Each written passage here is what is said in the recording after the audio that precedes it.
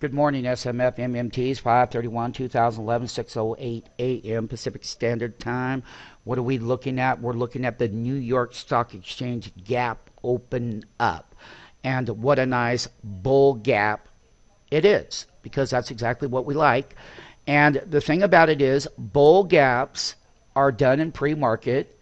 They're used with the futures. They're artificial price movements, as we all know, that there's not a lot of people sitting here buying through this, but don't worry, the market will open up in 20 minutes and we'll get down to it all. I would like to point out, though, that 1.00 and higher that we got Cleveland Cliffs, BHP, SLB. Oh, let us not forget OXY, when it was a short way up at the highs, overbought 1 month ago. Came down to levels that were buyable. Nice gap there on Oxy. BTU, nice gap there. When we start moving up here, we got the Caterpillar gap on the NYSE. So you got some ags, you got some equipment makers, you've got what had led the market down in May is that those names were the ones that were being bought last week prior to Memorial Day. And we have 4 days. We got economic data coming out, got the unemployment, monthly unemployment coming out, got all kinds of stuff coming out this week.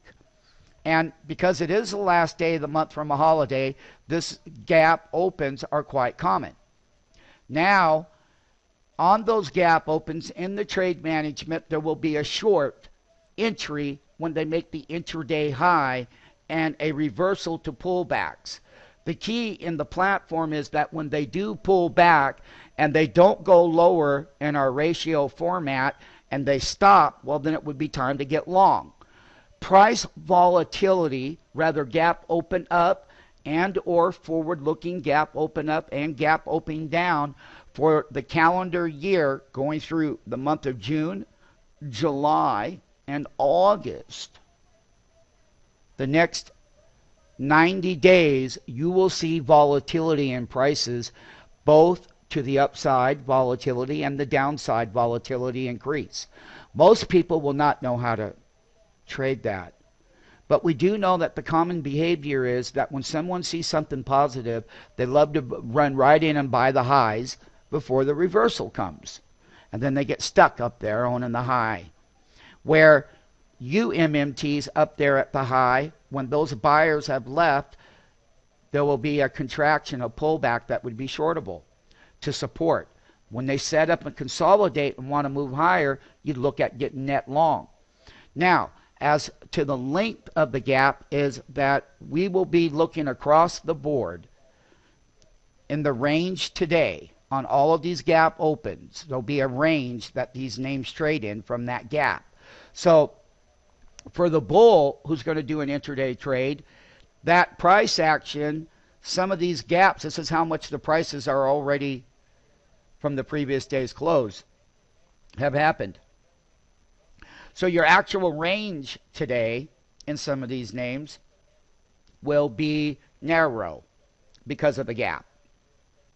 The key is it a sell gap, or are they selling into it? Is the big money selling into it, or does the big money want to get all exuberated and chase the move? When they chase and the shorts are coming out, that's the time to get net long. That's the time that you take that move higher. That's the time you ring the cash register into the move.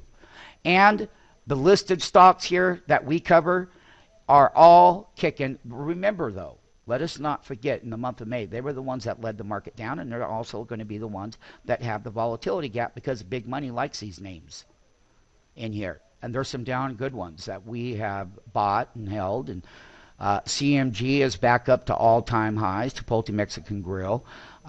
Keep your eye on that CMI, that Cummings on a pullback for an entry. APA up $1.25. That Caterpillar, once again, when it pulls back from its gap and hits that support, there's an entry. But one of the things that people need to understand is that your entry to your exit will only have a certain price range, and you will have to sell into it from that entry, because you will probably have a morning consolidation, pull back from the gap, and then you'll have a length of time of consolidation. And what happens is people do not have discipline and people do not have patience because they're not willing to wait for the opportunity, whereas you are taught that those opportunities come every day, rather gap up.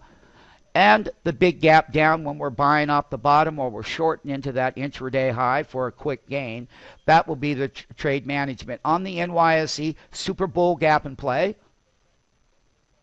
And on the other hand, you've got Nokia, you've got PT, CCJ, PHI. You only have 2 gap downs over 1.00 ratio.